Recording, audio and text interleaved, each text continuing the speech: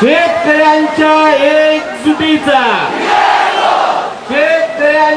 एकजुटीचा मित्रांनो आपला गगनभेदी आवाज मुकेश अंबानीच्या 27व्या मजल्याच्या घरापर्यंत पोहोचलेला असेल। मुकेश अंबानीला असं वाटतं की मुंबई गुजरात्यांकडनं 105 हुतात्म्यांचे बळी देऊन महाराष्ट्राच्या ताब्यात आलेली आहे। ती महाराष्ट्राच्या ताब्यात आलेली मुंबई महाराष्ट्राच्या भ्रष्ट राजकारण्यांना खिशात घालून आपण विकत घेऊ। रायगडच्या शेतकऱ्याने बुलंद आवाजात सांगितलेलं आहे की महाराष्ट्रातले भ्रष्ट राजकारणी आणि भांडवलदार यांची एकजूट आम्ही चालू देणार नाही। मित्रांनो या एवढ्या प्रचंड पावसामध्ये आपला आवाज बहिरा विलासराव देशमुख शासनाच्या कानावर पोहोचवण्यासाठी आपण या ठिकाणी इतक्या संख्येने आलात यासाठी सर्वप्रथम तुम्हा सगळ्यांचं अभिनंदन। यापुढे लक्षात ठेवलं पाहिजे राहील महाराष्ट्रातला शेतकरी राहील यापुढे पण लढाई फक्त काचा फोडून तोडफोड करून होत नाही।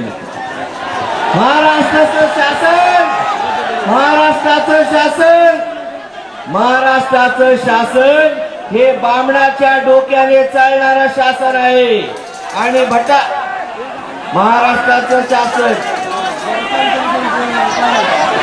एकदा आपण कोकण मंगळला सांगितलं की मंत्रालयापर्यंत आवाज जातो।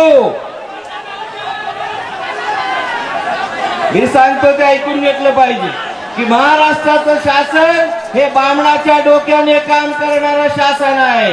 हे मारवाड्यांच्या थैल्यांवर चालणारं शासन आहे। त्याला जनतेची भाषा कळत नाही। ही जनतेची भाषा त्याला कळवून देण्यासाठी आपण या ठिकाणी मोठ्या संख्येने आलेलो आहोत। हा मोर्चा म्हणजे अणुबॉम्ब आहे। हा मोर्चा अणुबॉम्ब आहे। महाराष्ट्र सरकारने लक्षात ठेवलं पाहिजे। काल भारत सरकारने अमेरिकेबरोबर अणुबॉम्बच्या संदर्भात करार केलेला आहे। त्या अणुच्या भट्ट्यांमधल्या करार केला। हा मोर्चा ही जनतेची ताकद हा एक प्रचंड अणुबॉम्ब आहे। हा अणुबॉम्ब ज्या दिवशी फुटेल त्या दिवशी महाराष्ट्रामधले आणि मुंबईवर राज्य करणारे भांडवलदार आणि त्यांचे दलाल राजकारणी शिल्लक राहणार नाहीत। हे आपण लक्षात ठेवलं पाहिजे। मित्रांनो या प्रचंड मोर्चाचे नेतृत्व करणारे माननीय आमदार विवेक पाटील साहेब कुठे असतील तर त्यांना कृपया रस्ता करून द्यायचा आहे। आपण त्यांनी लवकरात लवकर व्यासपीठावर यायचं आहे आणि सर्व मान्यवर वक्त्यांना आमच्याशी विनंती आहे विवेक पाटील आगे बढ़ो, विवेक पाटील आगे बढ़ो। सरकार सोडून कुणावरही टीका करू नये अशा प्रकारचे सर्व मान्यवर वक्त्यांना आमची कळकळीची विनंती आहे। आणि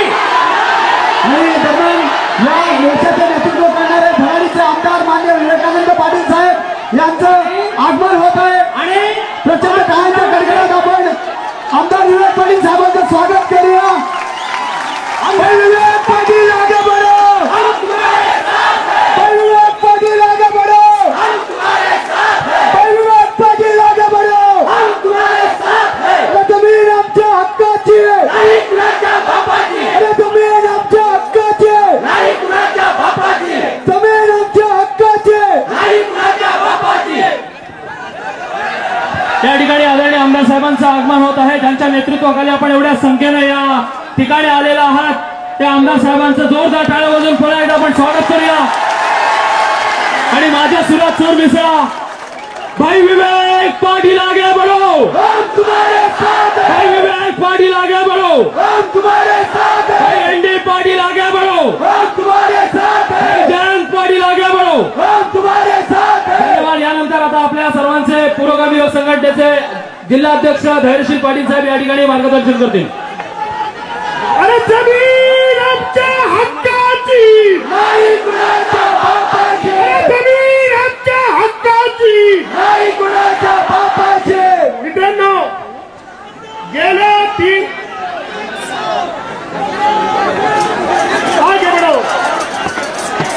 गेल्या 2 ते 4 दिवसांमधल्या घटना आपण पाहतोय. गेल्या 2 ते 4 दिवसांमधल्या सरकारच्या घोषणा आपण पाहतोय आणि आपल्या लक्षात आलंय सरकारचे मस्तीमध्ये बोलत होतं की आम्ही या शेतकऱ्यांच्या जमिनी घेणारच.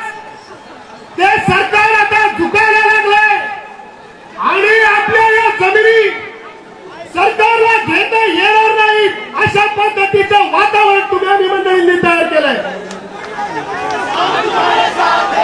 आणि म्हणून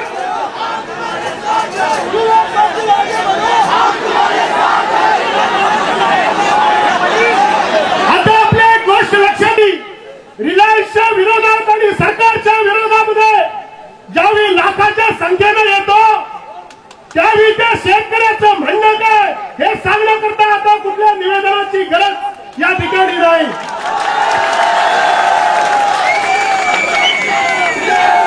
भाई विवेक पाटलांच्या नेतृत्वाखाली, भाई एनडी पाटलांच्या नेतृत्वाखाली मोहन पाटील साहेब, जयंत पाटील साहेब, माननीय सावंत साहेब यांच्या नेतृत्वाखाली लढत असताना आता विजय आपल्या लक्षात आलाय. आता आपल्या लक्षात आलाय की काही अंतरावरच आपला विजय आहे आणि या सरकारचा पराभव आहे. पेडमधली 22 गावं वगळण्याचा निर्णय ज्यावेळी शासनाला घ्यावा लागला त्याचा अर्थ असा की शासन झुकू शकतं, शासन हरू शकतं. असेल कोणती मोठी खुर्ची, असेल कोणती मोठी खुर्ची, असेल रिलायन्स वाल्याचं घर 27 मजल्याचं, परंतु आमचा फाटका शेतकरी ज्यावेळी उतरतो, आमचा झोपडीमधला माणूस ज्यावेळी उतरतो, संख्येने उतरतो, हातामध्ये हात घेऊन ज्यावेळी उतरतो त्यावेळी सरकारला तो झुकावू शकतो. हे तुम्ही माझ्या या ठिकाणी दाखवून दिलं. आणि म्हणून असेल कोण पैसेवाला, आणि म्हणून एकच गोष्ट या ठिकाणी सांगतो, प्रामुख्याने सांगतो, ज्या वेळी रायगडचा फाटका माणूस आपली जोळी घेऊन, फाटलेला अंगरखा घेऊन, फाटलेला पदर घेऊन, फाटलेली कापडं घेऊन ज्यावेळी रस्त्यावर उतरला त्यावेळी सरकारला खाली उतरावं लागलं. तो इतिहास आपण पुन्हा एकदा सिद्ध करूयात. या सर्व मंडळींच्या नेतृत्वाखाली लढायला तयार होऊयात एवढीच या ठिकाणी विनंती करतो. माझं भाषण संपवतो. जमीन का पट्टा करवा है,